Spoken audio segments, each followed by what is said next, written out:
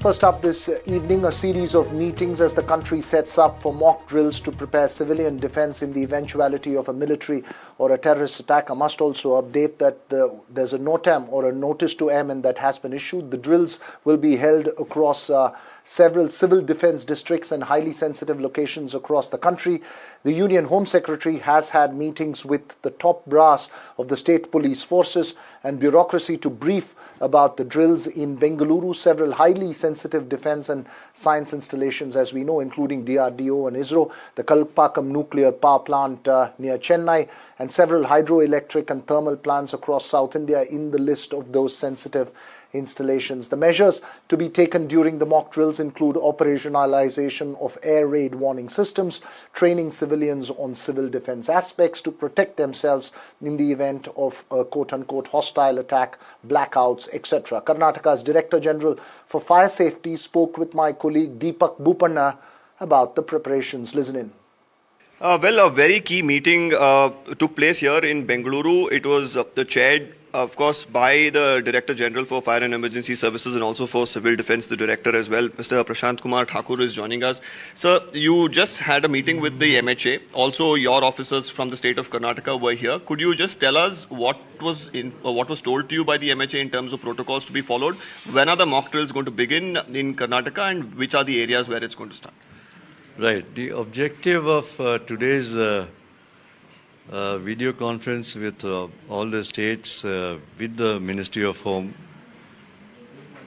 was to reactivate the preparedness of the civil defense machinery which exists in almost all the states, but has been kind of I wouldn't say defunct, but not active for the last few years. Mm-hmm. It was originally, the civil defense was in India was originally conceived during the 1971 war. Yeah. After that, time and again, some circulars have been there. We've been doing some exercises, but it was not a real-time exercise that we were doing. So what's expected tomorrow, sir? Tomorrow at 4 o'clock, we have a circular from Ministry of Defence dated 2005, wherein Category 2, that is Cat 2, in Karnataka, three districts have been identified. One is Bangalore city as expected because it's a cosmopolitan city with more than 1.4 crores population. Second is Raichur, which is sensitive because of the Raichur thermal power station. And the third one is Karwa district, where we have the nuclear power station at Kaiga. Okay. So these are the three prime locations where we will be starting the mock drill. The mock drills and subsequent exercises would go on for about a week. Right. Then we'll have to standardize our preparedness. Well, just a short while ago as well, a NOTAM or a notice to airmen was issued which could disrupt civilian flights as well around the northern parts of this country. But that's also news that came in just a short while ago. With me this evening to understand the mock drill exercise and its importance, Dr. Tara Karta, former Director, National Security Council Secretariat, Lieutenant General retired Rameshwar Yadav, Defence Analyst, and former ADGP in Karnataka, Sanjay Sahai. Thanks to all three of you for joining us on the Southern View this evening. Dr. Tara Karta, first to you. Much has been spoken about the mock drills. Most people know about it. But for those who don't remember the 71 drill vis-a-vis now, the times have changed so much with social media, several other different aspects coming in. What would be the key focus areas as we conduct this mock drill? It's about, I think, 234 districts, if I'm not mistaken, out of a total of 800. So it's in parts of the country where there are sensitive installations. These shift over from those who remember 1971. The blackout might seem a little strange because now you have standoff missiles, you have beyond visual range missiles, you've got the whole works, but nonetheless, these are things which are important for the general public. I think the fact that, see, ideally, such exercises should be held annually.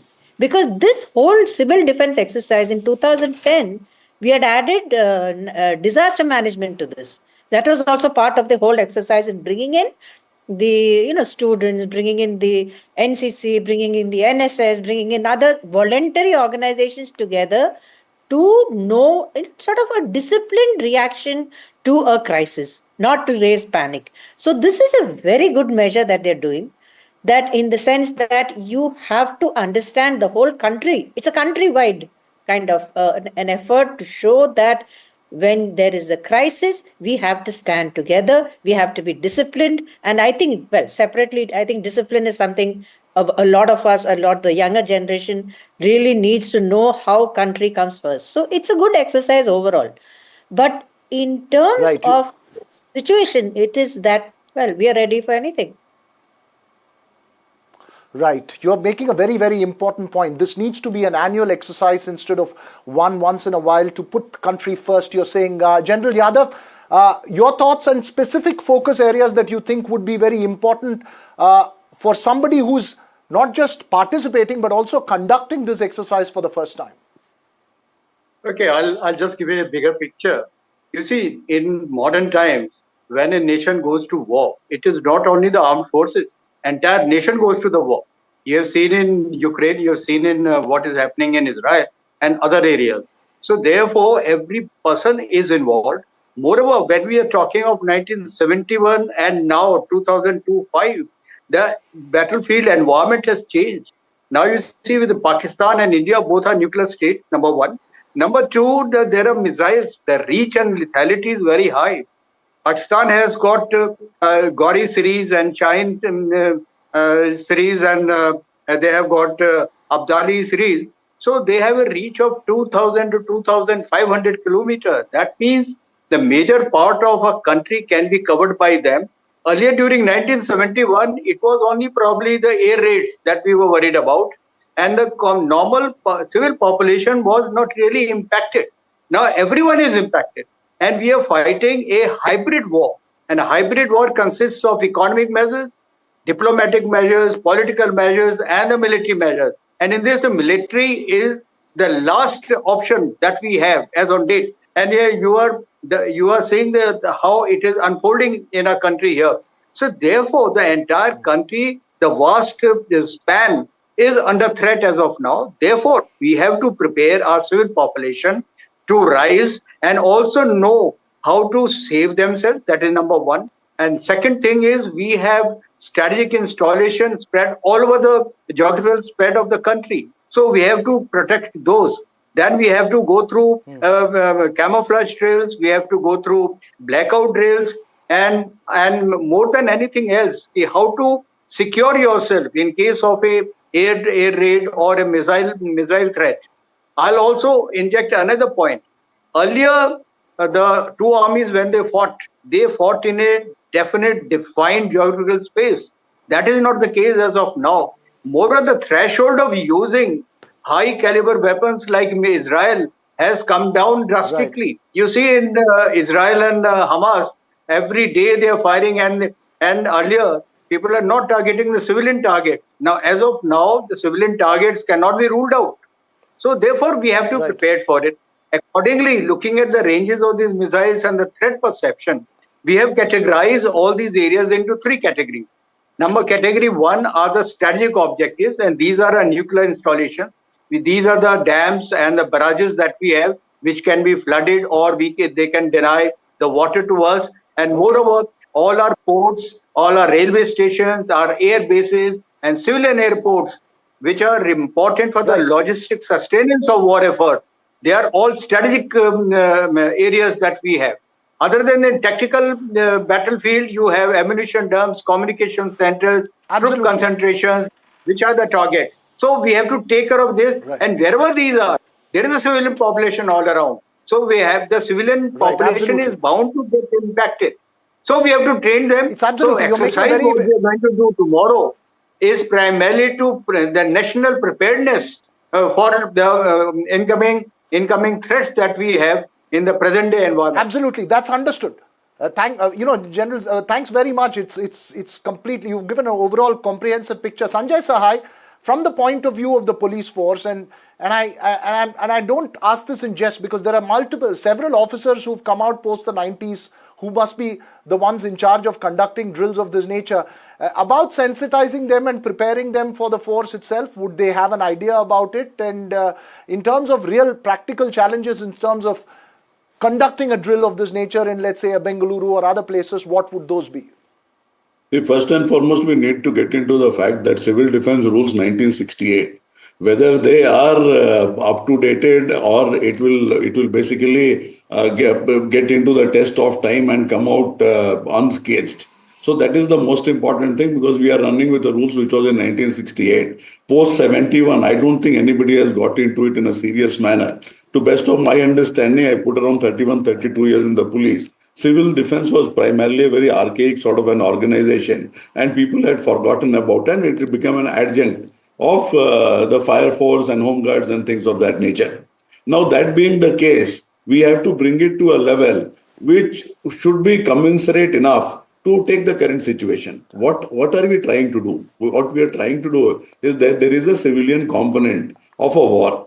And we want to prepare that civilian component of a war, given large number of changes which has taken place. Notwithstanding that, this civilian component still remains very, very strong, and it is necessary and desirable.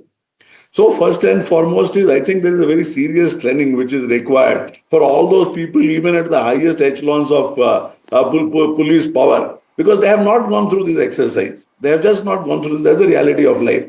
It's not that those 5-6 points which Veera, you have been talking about and everybody has been talking about in this country. The point is where they start and where they end. So after a 5-day drill or a 7-day drill, will we reach in a position where things become seamless?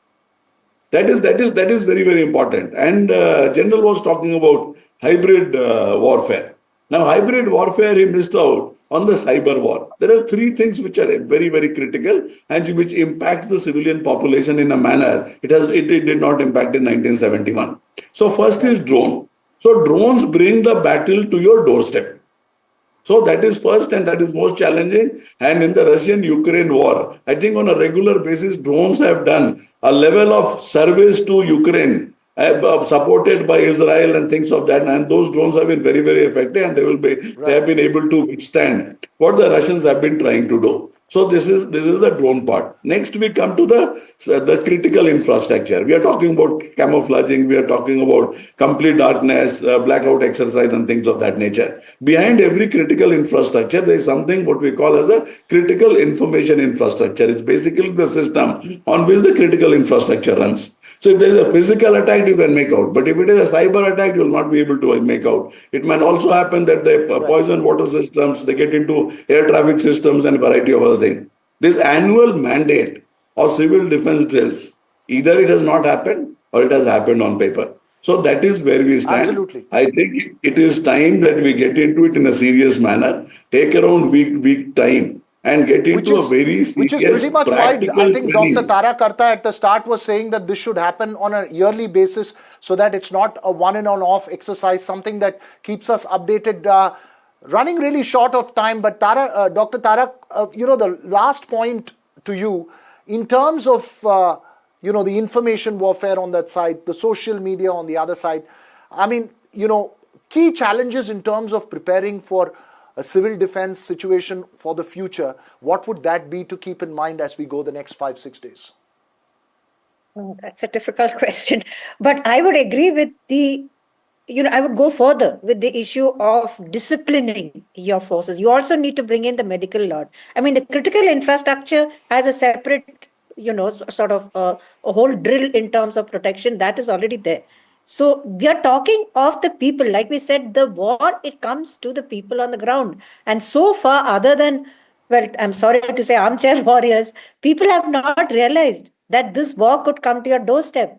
This brings that realization, one. And number two, like he said, we need to hone this across in medical services in terms of also how, you have to also tie up with the army, because the army there'll be movement. You can't go and block that. So all those routes will be designated, which are the areas where the army movement takes place. So there is a bunch of things which hopefully, like you said, we will learn as we go along. I think it's a good thing that we are doing. Right. It's a good thing that you're doing and something we need to learn and be more regular about. Thanks very much to all three of you for joining me here on the Southern View this Thank you. evening.